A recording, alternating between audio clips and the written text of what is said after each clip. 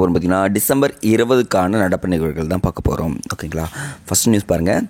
ரூபாய் 2000 கோடி அவசர நிதியாக கேட்டிருக்காரு மு க ஸ்டாலின். யார்கிட்ட பார்த்தீங்கன்னா பிரதமர் மோடி கிட்ட. ஓகேங்களா, என்ன புயல்னு பார்த்தீங்கன்னா மிக்ஜாம் புயல். நம்ம ஆல்ரெடி பார்த்துருப்போம். அந்த மிக்ஜாம் புயல் தாக்குதல் குறையிறதுக்கு முன்னாடியே தென் மாவட்டங்களில் திருப்பி என்ன ஆயிடுச்சுன்னு பார்த்தீங்கன்னா மழை பாதிப்பு ஏற்பட்டிருக்கு. ஸோ அதனால் என்ன சொல்கிறாங்க பார்த்தீங்கன்னா, இந்த இடத்துல எனக்கு ஒரு 2000 கோடி தேவைப்படுதுன்னு சொல்லிட்டு கேட்டிருக்காங்க. கண்டிப்பாக அவசர நிதியிலேருந்து கொடுத்துருவாங்க. சரிங்களா, அப்போ டிஎன்பிசி ரிலேட்டடாக நீங்கள் படிக்க வேண்டியது என்னன்னு பார்த்தீங்கன்னா ஒரு 3 ஃபண்ட் இருக்கும். Consolidated fund, contingency fund and சொல்லிட்டு அந்த ஃபண்ட் எல்லாத்தையும் படித்து வச்சுக்கோங்க. சரிங்களா, அடுத்தது பாருங்கள். இதுவரை 141 எம்பிக்கள் இடைநீக்கம் செய்யப்பட்டிருக்காங்க. ஓகேங்களா, இதனுடைய நியூஸ் நான் உள்ள சொல்கிறேன். ஏன் இடைநீக்கம் செய்யப்பட்டாங்கன்னு சொல்கிறதும் ஹிஸ்டாரிக்கல் பேக்ரவுண்டில் என்ன நடந்துச்சுன்றது சொல்கிறேன்.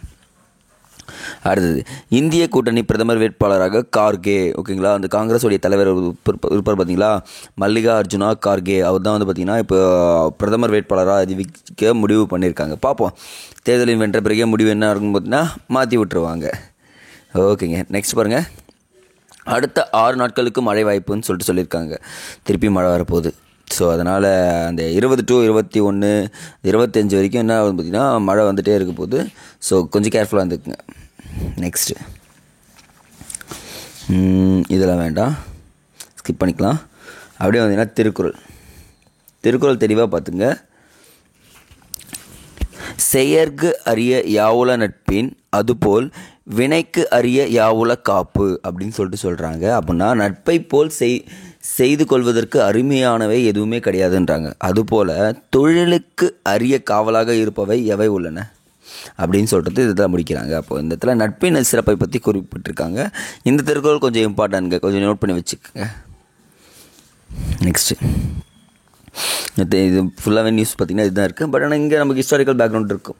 இஸ்ரேல் பிரதமருடன் பிரதமர் மோடி பேச்சுன்னு சொல்கிறாங்க. அப்போ என்னென்னா விஷயம் நடந்திருக்கு. அப்போ இஸ்ரேல் நாட்டில் தான் ஃபஸ்ட்டு நம்ம பார்த்துருப்போம் சொட்டு நீர் பாசனத்தை அறிமுகப்படுத்தி அங்கேருந்து தான் நம்ம என்ன பண்ணியிருப்போம், சொட்டு நீர் பாசனத்தை பாரோ பண்ணியிருப்போன்றத இங்கே நான் உங்களுக்கு ரீகால் பண்ணுறேன். சரிங்களா, நிறைய நிவாரணங்கள் தாங்க நியூஸ் போயிட்டுருக்குது. கிரிட்டிக் நியூஸ் தான் இன்றைக்கி. பட் ஆனால் ஒரு 2 நியூஸ் இருக்குது. இது முக்கியங்க. ஜிஎஸ்டி ஞாபகம் இருக்குங்களா? அதே மாதிரி சுங்க கலால் வரி மாற்றங்களை உடனடியாக அமல்படுத்த மசோதா வேண்டும் சொல்கிறாங்க. மக்களவையில் நிறைவேற்ற போகிறாங்கன்றத சொல்கிறாங்க. நோட் பண்ணுங்க பார்க்கலாம்.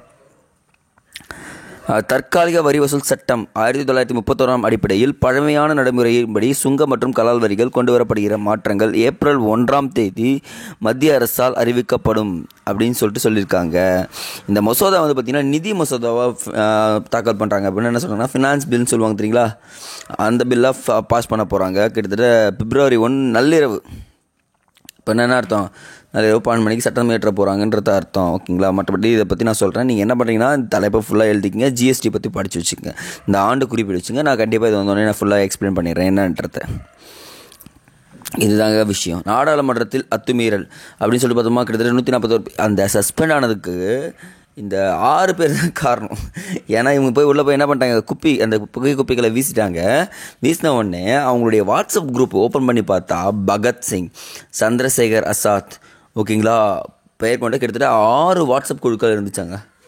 அப்படின்னா என்னன்னா இவங்க அவங்களோட சுதந்திர போராட்டங்கள் வீரர்களை பற்றி, புரட்சிகரவாதிகளை பற்றி நிறையவே படிச்சிருக்காங்கன்றத இங்கே சொல்கிறாங்க. அப்போ நீங்கள் டிஎன்பிசி ரிலேட்டடாக படிக்க வேண்டியது பார்த்தீங்கன்னா இன்றைக்கான டாபிக் புரட்சிகரவாதிகள் அப்படின்னு சொல்லிட்டு ஒரு டாபிக் இருக்குது. ரொம்ப ரொம்ப இம்பார்ட்டன்ட்ங்க. ஏன்னா அந்த டாப்பிக்லேருந்து எப்போவுமே கொஷின்ஸ் இருந்துகிட்டே இருக்கும், இல்லாமல் இருக்கிறது வாய்ப்பே கிடையாது. பகத்சிங் படிங்க, சூர்யா சென் படிங்க, கல்பனா தத் படிங்க, அப்புறம் சந்திரசேகர் ஆசாத் படிங்க. இது ஃபுல்லாகவே நீங்கள் படித்து வச்சிட்டிங்கன்னா என்ன ஆகிடும் பார்த்தீங்கன்னா ஒரு கேள்வி ஈஸியாக அட்டன் பண்ணிடலாம். சரிங்களா, அடுத்தது இதெல்லாம் விட்டுடலாம். இங்கே தான் முக்கியம். உலக பொருளாதார வளர்ச்சியில் இந்தியா முன்னோடி. அதை யார் சொல்கிறாங்கன்னா IMF சொல்கிறாங்க. இன்டர்நேஷ்னல் மானிட்டரி ஃபண்டுன்னு சொல்லுவாங்க தெரியுங்களா, IMF தான் சொல்கிறாங்க. சரிங்க, அப்போ என்ன பண்ணிடலாம், இன்றைக்கி உங்களுக்கான கேள்வி இதிலேருந்து கேட்டலாமா? IMF எப்போ தோற்றுவிக்கப்பட்டது, IMFோட ஹெட் குவார்ட்டர்ஸ் எங்கே இருக்குன்னு பாருங்கள். ஏன்னா இது வந்து ஒரு ப்ரீவியஸ் இயர் கொஷினுங்க, ஃபாரஸ்ட் கார்டில் கேட்டிருப்பாங்க. சரிங்களா, ஸோ அதனால் என்ன பண்ணுறீங்க, IMF எப்போ தோற்றுவிக்கப்பட்டது, அதனுடைய தலைமையகம் எங்கே உள்ளதுன்னு சொல்லிட்டு கமெண்ட் செக்ஷனில் மறக்காமல் கமெண்ட் பண்ணிவிடுங்க. ஓகேங்களா, மற்றபடி எல்லா நியூஸும் கம்மியாக இருக்குது. ஓகேங்க, நாளை வீடியோ பற்றி சந்திக்கலாம். நன்றி.